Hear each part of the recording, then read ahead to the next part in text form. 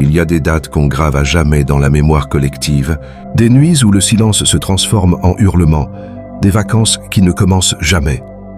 Le 31 juillet 1982, des enfants ont pris la route vers l'insouciance. Mais c'est la mort qui les attendait au tournant. Ce soir-là, la France a pleuré. Ce soir-là, l'histoire a basculé.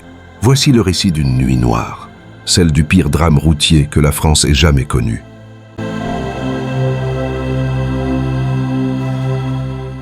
Il est un peu plus de 1h du matin.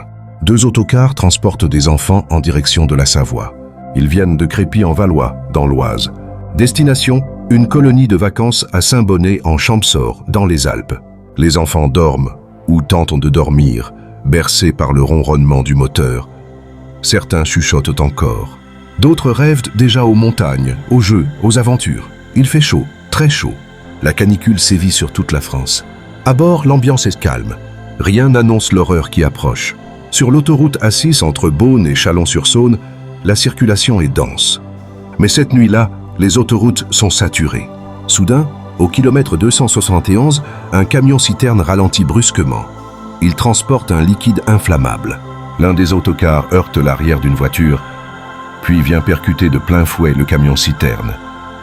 Le choc est violent. Instantanément, un incendie se déclare. Le carburant enflamme tout.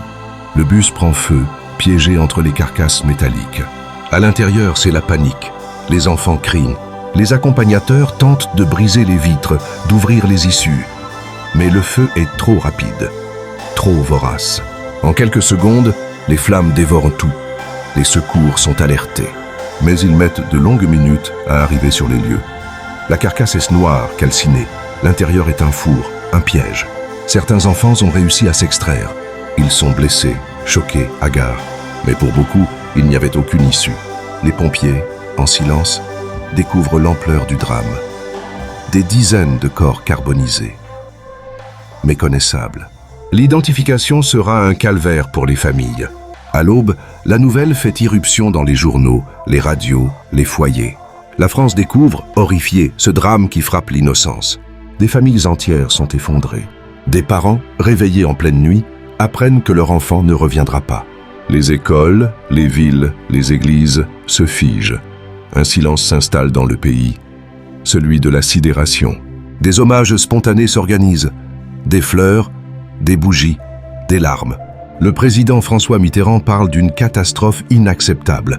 La nation est en deuil. Face à l'émotion, le gouvernement prend des mesures rapides. La sécurité des autocars est remise en question. La réglementation change. Le transport de matières dangereuses est interdit de nuit. Les autocars doivent désormais être équipés de portes à ouverture rapide. Le double vitrage est interdit et les conditions de conduite sont encadrées plus strictement. Le drame de Beaune n'a pas seulement endeuillé la France.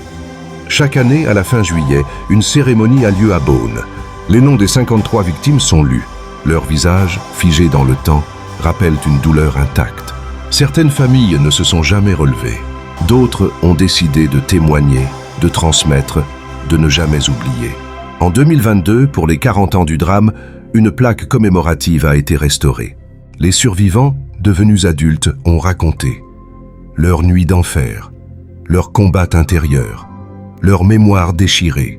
Le drame de Beaune n'est pas une simple tragédie de plus. Il est un marqueur, un tournant, un rappel brutal que la route peut être fatale, même lorsqu'on pense être à l'abri. Ce jour-là, le pays s'est arrêté. Le 31 juillet 1982, personne ne devrait l'oublier.